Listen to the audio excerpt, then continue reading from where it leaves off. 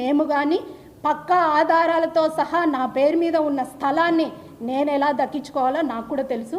కాకపోతే ఈ press meet పెట్టడానికి కారణం ఏమంటే ఈ విషయం ప్రజల్లోకి వెళ్ళాలి. ఎందుకంటే ప్రజల సమస్యలు తీర్చే ఒక కార్పొరేటర్కే ఇటువంటి పరిస్థితి వచ్చింది అంటే మన ప్రభుత్వంలో మనం ఎంత ఇబ్బందులు పాలవుతున్నాం అనేది మన మెయిన్ నాయకుల దృష్టికి కూడా వెళ్ళాలి. అలాగే మా కమిషనర్ గారి దృష్టికి వెళ్ళాలి. అలాగే మన కలెక్టర్ గారు కానివ్వండి, ఇక్కడున్న ప్రతి ఒక్క పెద్దల దృష్టికి వెళ్ళాలి.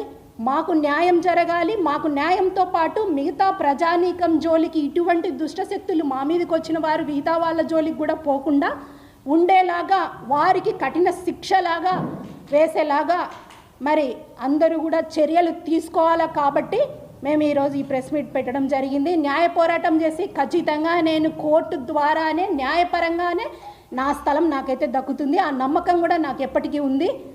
ఇటువంటి వారు ఎవరైతే ఈరోజు నా స్థలం దగ్గరికి వచ్చి మమ్మల్నే ఈరోజు ఇబ్బందులు పాలు చేసి ఒక దౌర్జన్యంగా ఒక దుర్మార్గంగా నా స్థలం దగ్గరికి వచ్చి ఈరోజు చేసేవారి అందరికీ కూడా నేను హెచ్చరిస్తున్నాను.